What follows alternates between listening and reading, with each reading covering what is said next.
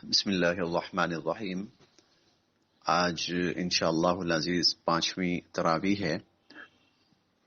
اور 5واں پارہ مکمل اور چھٹا پارہ پہلا پاؤ تلاوت کیا جائے گا۔ مضامین تو یقیناً بہت زیادہ ہیں سوا پارے میں، اختصار کے ساتھ صرف چند باتوں کی طرف توجہ ہی دلانی ہے۔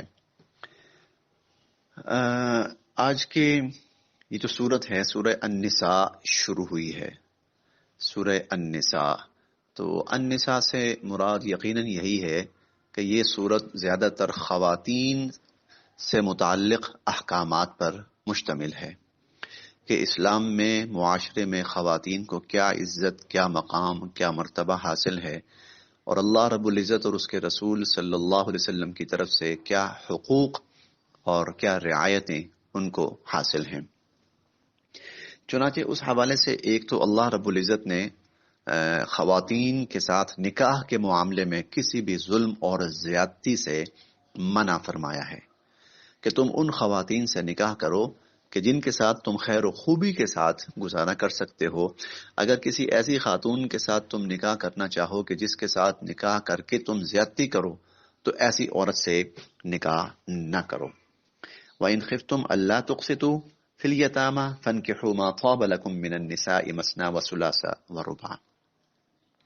اسی طرح حق مہر سے متعلق بھی ایک بات خواتین کے بارے میں یہ بتائی کہ حق مہر جو ہے یہ عورت کا حق ہے۔ جب تم نکاح کرو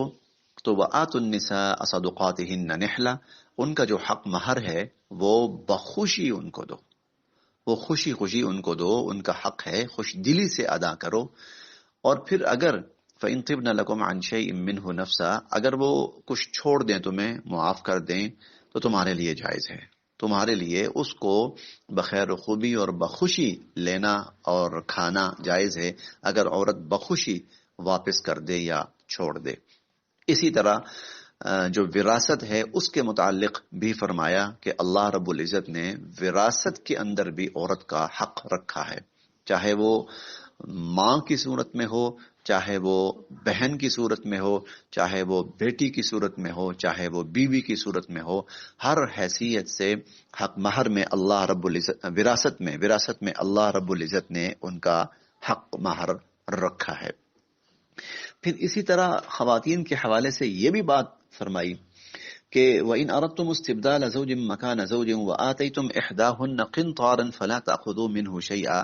اگر تم نے عورت کو ڈھیروں مال بھی اگر کہیں نکاح کے موقع پر دیا ہے اور بعد میں کوئی ایسا وقت آتا ہے کہ تم نکاح ختم کرنا چاہتے ہو تو ایسی صورت میں جو مال تم نے دیا ہے تمہیں اس کو واپس لینے کا کوئی حق اور کوئی اختیار نہیں ہے۔ الغرض اس طرح بہت سارے معاملات ہیں، بہت سارے احکامات ہیں، بہت ساری رعایتیں ہیں، بہت سارے حقوق ہیں جو اللہ رب العزت نے خواتین کے حوالے سے اس سورہ مبارکہ میں بیان فرمائے ہیں۔ اسی طرح ازدواجی زندگی کو بھی اس سورت میں بڑی تفصیل سے بیان کیا گیا ہے۔ جو میرڈ لائف ہے، ازدواجی زندگی ہے، اس کو بھی بہت تفصیل کے ساتھ بیان کیا گیا ہے، اور یہ ازدواجی زندگی برقرار رہے، ہر صورت میں برقرار رہے،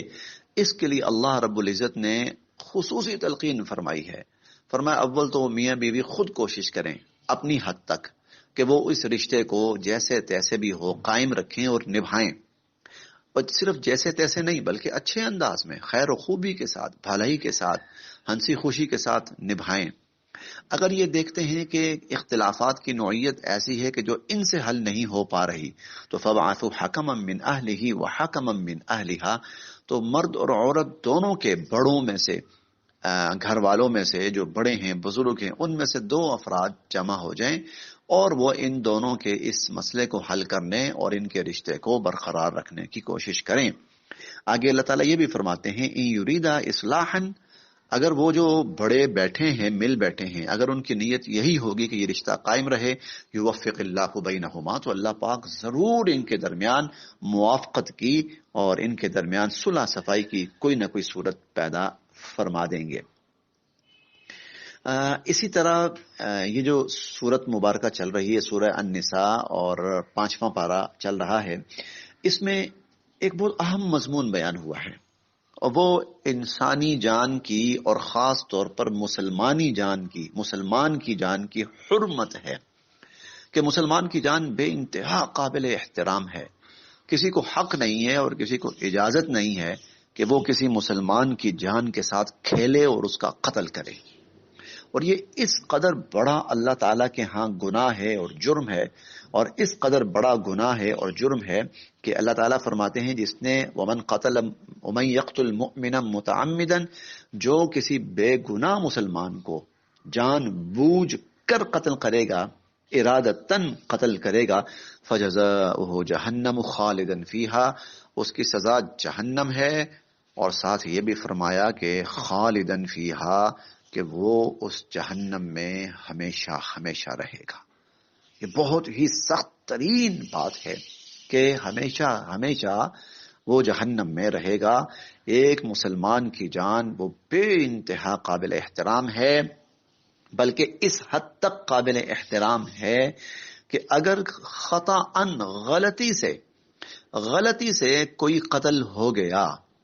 کوئی مارا گیا، یعنی کوئی شخص قتل کرنا نہیں چاہتا تھا، اس کا مقصد قتل کرنا نہیں تھا، بلکہ خطأً ایسا ہو گیا، غلطی سے اس سے کوئی شخص قتل ہو گیا، جیسے ایکسیڈنٹ میں ہو گیا، جیسے اور کسی صورت میں ہو گیا، تو اس پر بھی دنیا کی سزا موجود ہے. دنیا میں اس کی بھی معافی نہیں ہے کہ ایک مسلمان کی جان گئی ہے، ایک مسلمان کی جان گئی ہے، اس پر بھی اللہ رب العزت نے دیت اور فدیہ رکھا ہے.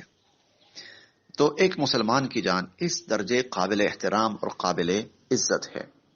اسی طرح اس 5ویں پارے میں ایک مضمون اللہ تعالیٰ نے بیان فرمایا ہے کہ اگر پانی میسر نہ ہو، اگر انسان نے عبادت کرنی ہے، نماز پڑھنی ہے، قرآن پاک کی تلاوت کرنی ہے، طواف کرنا ہے، تو پاک ہونا ضروری ہے، باوضو ہونا ضروری ہے. اگر کبھی ایسی صورت پیش آ جائے کہ پانی میسر ہی نہیں ہے، یا پانی میسر تو ہے لیکن وہ شخص اس پانی کو استعمال کرنے پر کسی عذر کی وجہ سے قادر نہیں ہے، کوئی ایسا مرض ہے کہ پانی استعمال نہیں کر سکتا،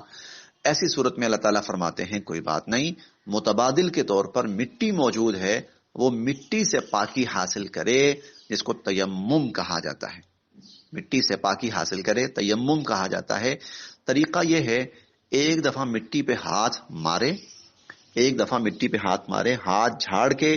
پورے چہرے پہ ہاتھ پھیر لے، پورے چہرے پر ہاتھ پھیر لے، دوبارہ ہاتھ مارے، دونوں ہاتھ مٹی پر مارے اور مار کر دونوں بازوؤں پہ پھیر لے، دونوں بازوؤں پر. وضو کی ضرورت ہو یا غسل کی ضرورت ہو، دونوں صورتوں میں یہ طریقہ ہے. بس صرف 2 چیزیں، چہرے پر ہاتھ پھیرنا ہے اور دونوں بازوؤں پر،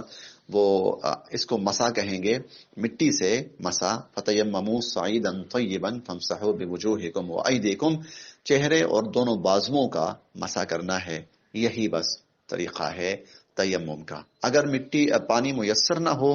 یا میسر تو ہو لیکن آدمی استعمال پر قادر نہ ہو، تو اللہ تعالیٰ کی طرف سے پھر آسانی کے طور پر، متبادل کے طور پر تیمم کا حکم نازل فرمایا گیا. اللہ تعالیٰ ہم سب کے لیے عمل کی راہیں آسان فرمائے.